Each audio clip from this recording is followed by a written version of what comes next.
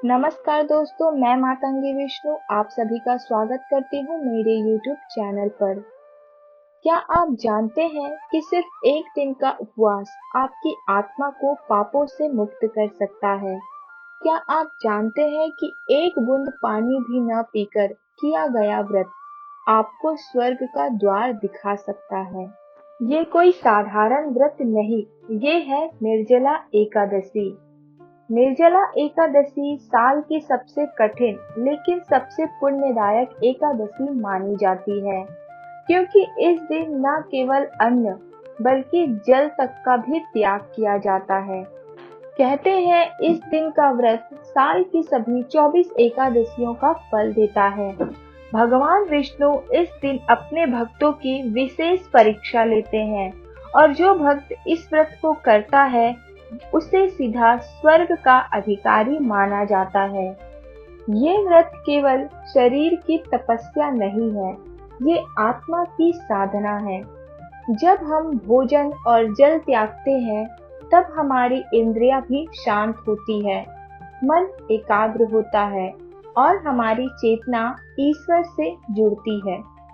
इस व्रत में हमें आत्मनियंत्रण और धैर्य की असली सीख मिलती है। आयुर्वेद कहता है कि उपवास शरीर का शुद्धिकरण है। गर्मियों के इस समय जब शरीर में पानी की मात्रा असंतुलित होती है, तब निर्जला व्रत शरीर को डिटॉक्स करता है, पाचन तंत्र को आराम देता है और रोग प्रतिरोधक क्षमता बढ़ाता है। पांडवों में सबसे बलवान भीमसेन इस व्रत को नहीं कर पाते थे, क्योंकि वो बिना खाना पानी के रह नहीं सकते थे। लेकिन जब उन्हें पता चला कि साल भर की सभी एकादशियों का पुण्य इस एक दिन के व्रत से मिल सकता है, तो उन्होंने खुद को रोककर यह व्रत किया। इसलिए इसे भीम एकादशी भी कहा जाता है। भगवान विष्णु ने स्वयं कहा था, जो भक्त इस दिन जल भी नहीं पीकर मेरी भक्ति करेगा, मैं स्वयं उसकी प्यास बनकर उसके भीतर उतर जाऊंगा। ऐसा है इस व्रत का चमत्कारिक प्रभाव। हालांकि ये व्रत बहुत पुण्यदायक है, लेकिन गर्भवती महिलाएं, वृद्धजन या जो बीमार लोग हैं, उन्हें डॉक्टर की सलाह से ये व्रत करना चाहिए। ऐसे लोग यदि व्रत न रखें तो भी सिर्फ विष्णु सहस्त्र नाम का पाठ कर सकते हैं।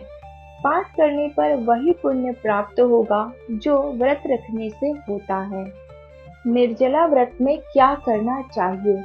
इस दिन सुबह जल्दी उठकर स्नान करें, साफ सुथरे वस्त्र पहनें और व्रत का संकल्प लें।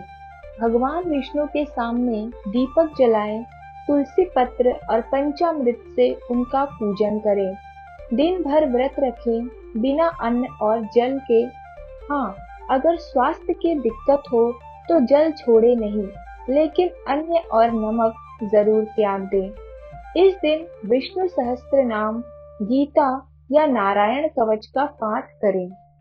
महाभारत के अनुसार भीमसेन सभी एकादशी व्रतों से बचते थे, क्योंकि उन्हें भूख बहुत लगती थी।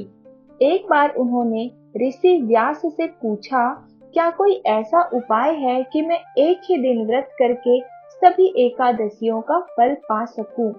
व्यास मुनि ने कहा, एक है पर कठिन है, निर्जला एकादशी, जिसमें जल तक वर्जित है। भीम ने कहा, कठिन है पर करूंगा, और उन्होंने जल भी नहीं पिया। एक दिन का ऐसा व्रत रखा कि उनके शरीर से आग निकलने लगी। भगवान विष्णु स्वयं प्रकट हुए और उन्हें आशीर्वाद दिया। तभी से इसे भीम एकादशी भी कहा जाता है। इस दिन किया गया दान 100 गुना फल देता है। निर्जला एकादशी पर अगर आप गरीबों को पंखा, जल, वस्त्र, छाता या गोदान करते हैं, तो उसका पुण्य कई जन्मों तक साथ रहता है। इस दिन किया गया पुण्य अग्नि में नहीं जलता, जल में नहीं बहता और पाप उसे छू भी नहीं सकता। आधुनिक विज्ञान कहता है, सप्ताह में एक दिन उपवास करने से पाचन तंत्र मजबूत होता है, कोशिकाएं खुद को रिपेयर करती है और शरीर की उम्र लंबी होती है। निर्जला व्रत में तो जल तक नहीं पिया जाता, यानी शरीर को पूरी तरह विश्राम और पुनर्जीवन मिलता है। इसे आजकल ड्राई फास्टिंग भी कहा जाता है और अभी पश्चिमी दुनिया इसे अपनाने लगी है। शास्त्र कहते हैं एकादशी उपवास के बिना मोक्ष असंभव है और निर्जला एकादशी उन सभी उपवासों का राजा है।